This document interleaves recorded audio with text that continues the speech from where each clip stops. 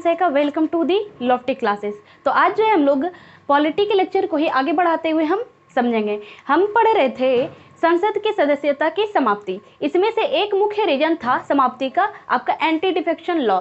हमने ये आपको कहा था कि हम जो है नेक्स्ट वीडियो में या किसी एक वीडियो के माध्यम से पूरे डिटेल में एंटी डिफेक्शन लॉ को हम समझेंगे। तो चलो बगैर किसी देरी के हम स्टार्ट करते हैं कि एंटी डिफेक्शन लॉ आखिर है क्या, इसके द्वारा जो है संसद की सदस्यता कैसे समाप्त होती है, आखिर इसका क्या प्रावधान है। ठीक है, तो आपका देखो सबसे पहले ये जो है 52वां संविधान संशोधन होता है जो कि 1985 में होता है। 52वां संविधान संशोधन के द्वारा जो है भारत के संविधान में जो है 10वीं अनुसूची को जोड़ा गया।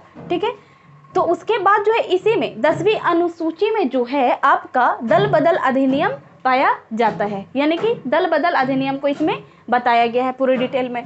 फिर होता है 51वां संविधान संशोधन जो कि 2003 में होता है। इसमें जो है दल बदल विरोधी अधिनियम जो कि 10वीं अनुसूची में पाया जाता है, उसमें जो प्रावधान थे उसमें कुछ परिवर्तन किए जाते हैं और वो परिवर्तन के आधार पर जो प्रावधान है उसको हम समझेंगे। तो प्रावधान क्या है वो देखना। देखो सबसे पहले जो है कोई सांसद, ठीक है, यानी कि संसद के सदस्य यानी लोकसभा या राज्यसभा के कोई सदस्य को ही हम सांसद कहते हैं, ये ऑलरेडी हम समझ चुके हैं।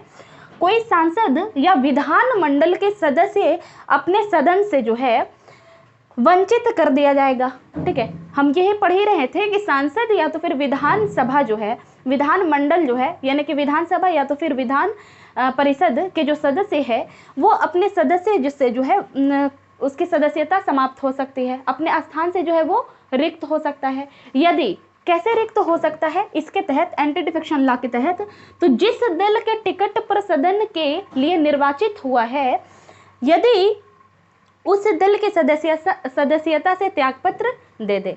यानी कि मान लो कि कोई दल है, जैसे कि बीजेपी ले लो, कांग्रेस ले लो, या तो फिर मान लो कि दो दल है, कोई दल ए है और कोई दल बी है।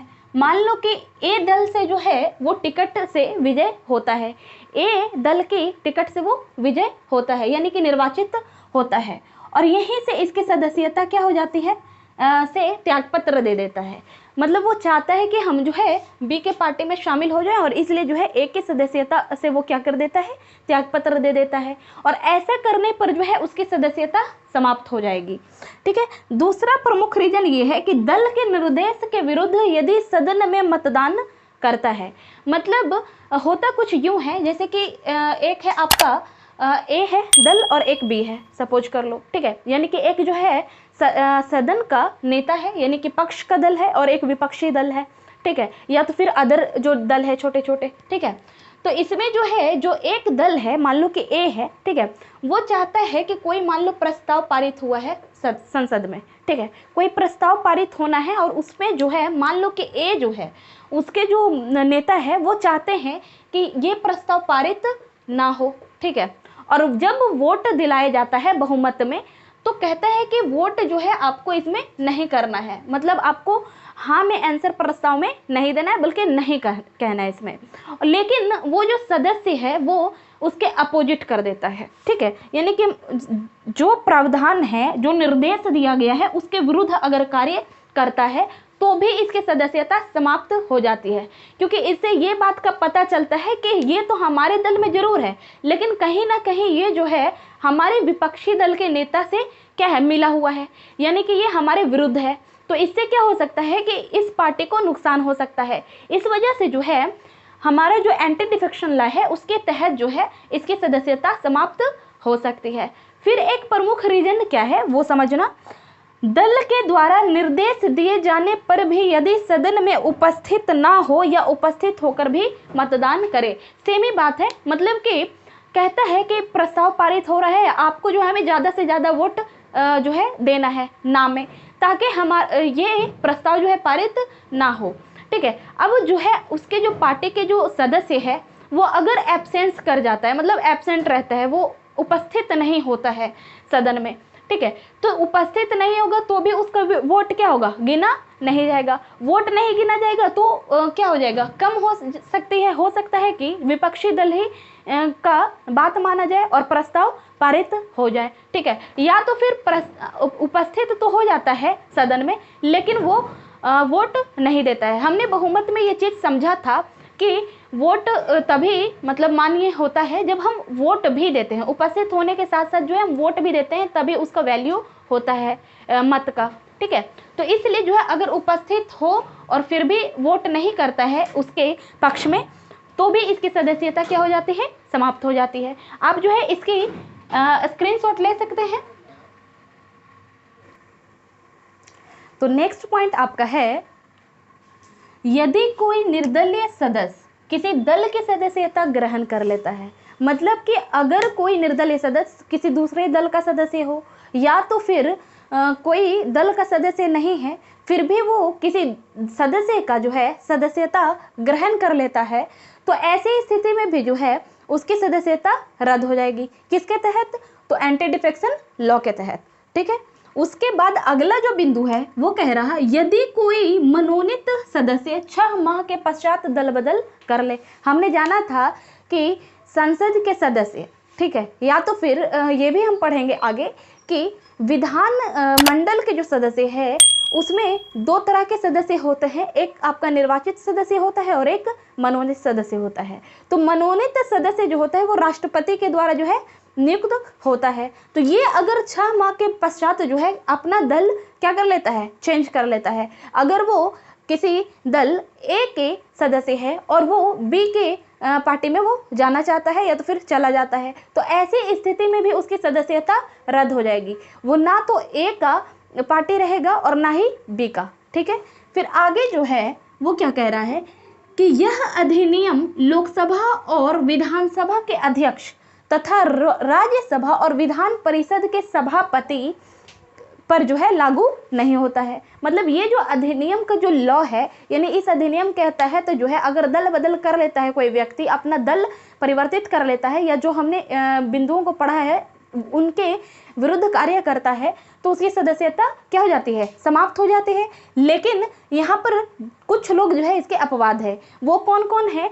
तो लोकसभा या तो फिर विधानसभा के अध्यक्ष या तो फिर राज्यसभा या विधान परिषद के सभापति पर यह अधिनियम लागू नहीं होता है। इसका रीजन ये है कि अगले बिंदु में बताया जा रहा है इसका रीजन कि दल बदल विरोधी अधिनियम के संदर्भ में निर्णय लेने का कार्य जो है वो अध्यक्ष या तो फिर सभापति करता है। मतलब वही ये तय करेगा कि इसकी सदस्यता रिक्त हुई और इसका रीजन ये है, वही बताता है। तो ये जो है खुद को डिफेंड कर सकता है, इसी वजह से जो है इस पर ये कानून लागू नहीं होता है।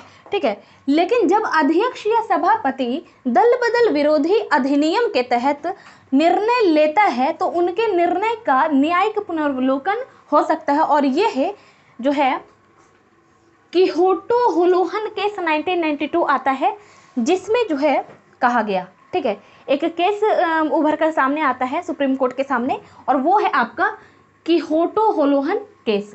ठीक है, तो किहोटो होलोहन केस जो है 1992 में जो है सुप्रीम कोर्ट ने ये बताया कि दल बदल विरोधी अधिनियम में अगर निर्णय जो लेता है वो कौन लेता है? लोकसभा के जो है लोकसभा के अध्यक्ष या तो फिर सभापति के लेते हैं। ठीक है, राज्यसभा के सभापति लेते हैं। अगर वो है ना कोई निर्णय जो है गलत लेता है या कुछ ऐसा लेता है जिसे विवाद उत्पन्न हो सकता है, तो इसके ऊपर जो है पुनर्निर्वाचन इस पर हो सकता है। ये कहा गया किहोटो होलोहन केस 1992 में।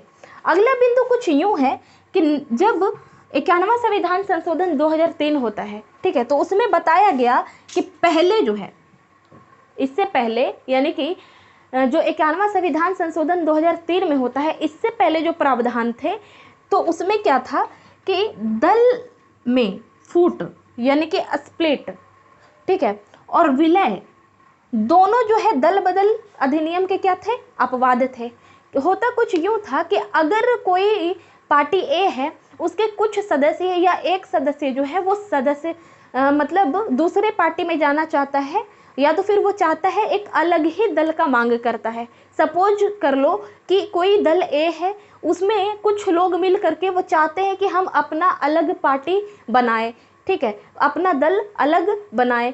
मान लो कि सी कोई पार्टी बनाना चाहता है, तो ये हो गया, ये क्या चाहता है कि दल में फूट हो जाए या तो फिर विलय। सपोज कर लो कोई दल ए है और कोई दल बी है, ठीक है, वो दोनों जो है मिल करके गठबंधन की सरकार बनाना चाहती है। तो ये दोनों ही जो है 51वां संविधान संशोधन 2003 के तहत जो है ये दल बदल विरोधी अधिनियम के क्या थे, अपवाद थे, ठीक है, मतलब कि उसकी सदस्यता रद्द नहीं होती थी। लेकिन जब 51वां संविधान संशोधन अधिनियम 2003 हो जाता है तो इसमें यह प्रावधान किया गया कि स्प्लिट मतलब कि फूट पर भी दल बदल विरोधी अधिनियम जो है लागू होगा। यानी कि अगर कोई दल जो है ए है और उससे कुछ लोग जो है अलग होकर के कोई दूसरे दल का निर्माण चाहता है, फूट चाहता है इसमें, तो ऐसे केस में जितने लोग चाहेंगे उसकी सदस्यता समाप्त हो जाएगी। यानी कि इस पर भी एंटी डिफेक्शन लॉ